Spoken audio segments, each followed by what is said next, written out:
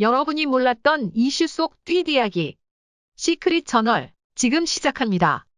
논란에 휩싸여 비난 세례를 받아도 결국 사과는 없었던 영탁이 에둘러 자신의 심경을 드러내는 듯한 멘트를 날려 화제가 되고 있습니다.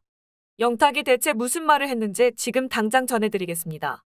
아침마당 5연승에 빛나는 트로트 가수 최대성이 자신의 유튜브 채널인 최대성TV에서 생방송 도중 영탁과 즉석 전화 인터뷰를 시도해 화제가 되고 있습니다. 지난해에도 영탁과의 깜짝 통화로 화제를 불러모았던 최대성은 영탁이 가장 아끼는 후배라 말하기도 했죠. 이날 최대성은 팬들의 신청곡을 라이브로 불러주는 영탁 특집편을 마련했고 초대 가수 마하성과 함께 꼰대라떼를 열창했는데요. 그리곤 잠시 후 즉석에서 영탁에게 전화를 걸어 전화 인터뷰를 진행했죠. 아무도 예상하지 못했던 영탁의 깜짝 등장에 시청자가 무려 2,500여 명까지 치솟았는데요. 전화 연결이 된 영탁은 제일 먼저 팬들을 향해 2022년을 맞아 새해 인사부터 건넸고 앞서 꼰대라떼를 부르는 장면에 대해 사실 아까 꼰대라떼를 부르는 장면을 봤는데 두 사람이 라떼가 아닌 소주 스타일로 부른 것 같았다. 라며 웃었습니다. 이에 마하성은 어떻게 저희가 형님을 따라하겠습니까? 흉내내는 수준이죠. 이번 기회에 궁금하던 몇 가지를 물어보고 싶습니다. 며 영탁에게 인터뷰를 시도했습니다. 제일 먼저 최대성은 작년에 제게 혹시라는 신곡을 선물해 주셨는데 그 곡을 주시고 혹시 후회한 적이 있는지? 라고 물었고 영탁은 잠시 망설이더니 있다. 라고 말해 모두를 폭소케 했습니다. 물론 그는 그 곡을 제가 워낙 좋아해서 그렇습니다. 제가 부르는 것보다 대성이가 부르는 게 더 달달하지 않나요? 나중에 공연하면 제가 직접 부르거나 대성 씨를 초대해 혹시를 함께 부르고 싶습니다. 라고 애정을 드러냈습니다. 이에 질세라 최대성은 역시 후배들 생각하는 건 영탁 형님이 최고. 라고 치켜 세운 뒤 제가 이불을 너무 좋아하는데 올해 이불 같은 노래를 만들어 주실 생각 없나요? 라고 러브콜을 보냈는데요. 이에 당황한 영탁은 지금 제 코가 석자라. 라고 금부마한 뒤 나중에 시간적으로나 심적으로나 여유가 되면 그때 같이 작업해보자. 올해 혹시로 더 열심히 활동하시길 바랍니다. 라고 조언했습니다. 이날 최대성 유튜브 채널은 영탁의 출연으로 인해 6개월 만에 실시간 시청자 2,500명을 뛰어넘어 한때 실시간 채팅창이 마비되는 상황까지 발생되었다는데요. 사람들은 말합니다. 얘는 채널 조회수 늘리려고 영탁을 출연시키네? 웃긴다. 그나물에 그 밥 끼리끼리 잘도 논다. 지금 당장 영탁 사정이 난린데 노래 만들어줄 여유가 있겠냐? 나중에 시간적으로나 심적으로나 여유가 될지 사과나 하시지. 다른 거 다 떠나서 예천양조의 사과는 해야 되는 거 아님? 갑질한 거 밝혀졌잖아. 이러고 다른 사람들한테 웃음 줄 일이냐? 양심도 없는 인간 같으니라고. 영탁과 영탁 막걸리 제조사인 예천양조 간의 다툼이 해를 넘기고 있습니다. 영탁 측이 백구영 예천양조 회장 등에 대해 공갈미수와 협박, 명예훼손 혐의로 고소한 사건을 경찰이 증거 불충분으로 불송치 결정했지만 영탁 측이 이의 신청을 했죠. 또 이에 맞서 예천양조 측도 별도의 손해배상 청구 소송을 제기하겠다고 나섰으니 소송전은 더욱 격해지는 분위기입니다. 사실 예천양조 측은 불송치 결정에 대해 경찰 수사 결과 영탁 모친의 3년 150억 원 요구와 돼지머리 고사 등이 사실로 밝혀져 명예훼손이 성립되지 않았다. 경찰의 불송치 결정으로 조금이나마 명예회복이 된 것 같아 위안이 된다. 고 밝히기도 했는데요. 그동안에 받아왔던 갑질 요구, 영탁 팬들의 불매운동으로 인한 피해까지 예천양조가 겪은 마음고생은 이루 말할 수 없었습니다. 그래도 그나마 진실이 밝혀진 데에 대해 안도의 한숨을 쉬기도 전에 또다시 영탁 측의 반격이 들어온 겁니다. 영탁 측은 불송치 이유에 따르면 예천양조 측의 협박 또는 강요미수는 인정된다는 취지. 하지만 예천양조 측의 허위 비방 행위 등으로 피해가 막대한 상황. 이라고 반박했습니다. 영탁 측은 앞으로 이의 신청 및 수사심의위 신청을 할 예정이라고 합니다. 또다시 시작된 법정 다툼. 더욱 치열한 진흙탕 싸움이 될 것 같은데요. 그러나 분명한 건 150억 갑질 요구가 사실로 밝혀진 마당에 영탁의 이의 신청이 과연 의미가 있을까라는 의문이 드는 것도 사실. 도대체 왜 영탁과 예천양조 사이 그 좋던 영탁 막걸리 이미지가 이렇게 되어버린 걸까요? 작은 영세 막걸리 회사도 살고 영탁도 자신의 이름으로 지금쯤 더 잘 나가고 있었을지도 모르는데 말이죠. 예천양조는 백구영 예천양조 회장이 2010년대 초 인수해 운영하던 소규모 시골 양조장이었습니다.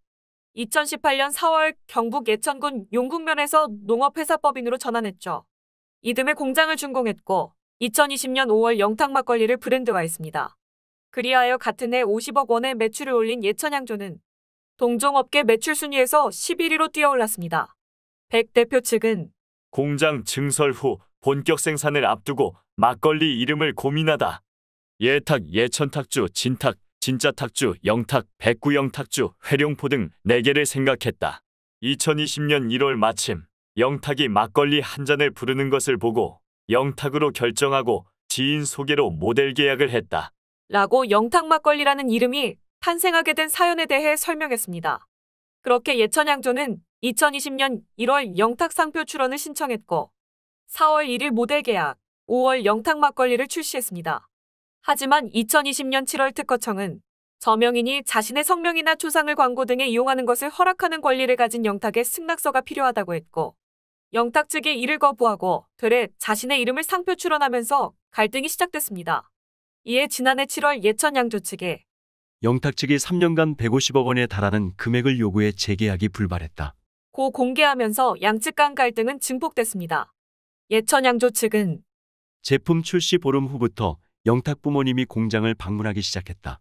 영탁의 모친이 공장에서 돼지머리를 놓고 고사를 지내게 하고 영탁 부친 고향 인근의 대리점 2곳을 무상으로 내줄 것도 요구했다. 고 주장했습니다. 이후 돼지머리 고사와 영탁 모친이 쓴 메모와 계약서 초안을 공개하며 논란은 일파만파 커지기 시작했죠.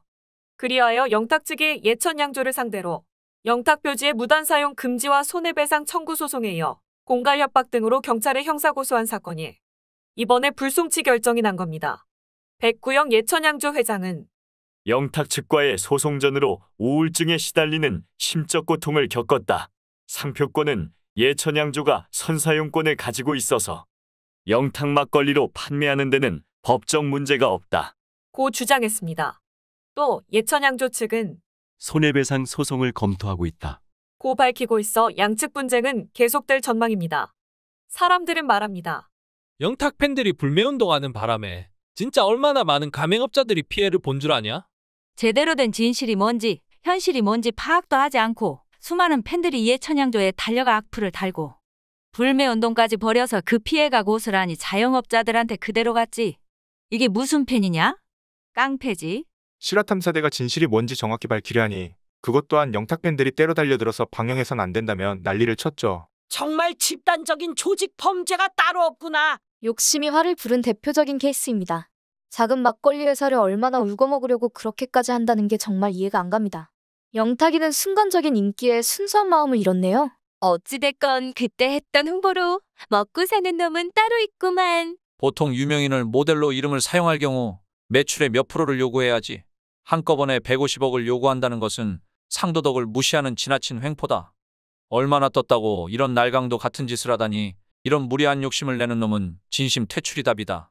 이렇게 무리한 요구를 하고도 어떻게 양심을 버리고 예천양조를 고발했다는 건지. 시골 조그만 양조장 자자손손이 먹을 만큼 빨대를 꽂으려 한 영탁의 욕심과 뻔뻔스러움이 부끄럽다.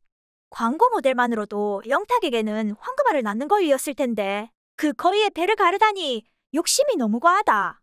욕심의 흔적이 어디 이것뿐이던가? 가요계든 연예계든 국민이 보기가 거북하다.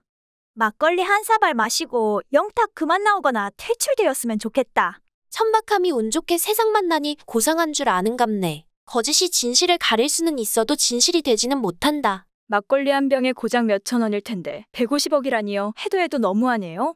영탁 웃는 모습 보면 가짠다. 기부하는 모습도 센쇼 같고 광팬들의 뒷심으로 언제까지 그렇게 살 수 있겠나. 자신의 잘못은 아랑곳하지 않고 끝까지 뻔뻔하게 자기 갈 길 가겠다는 영탁.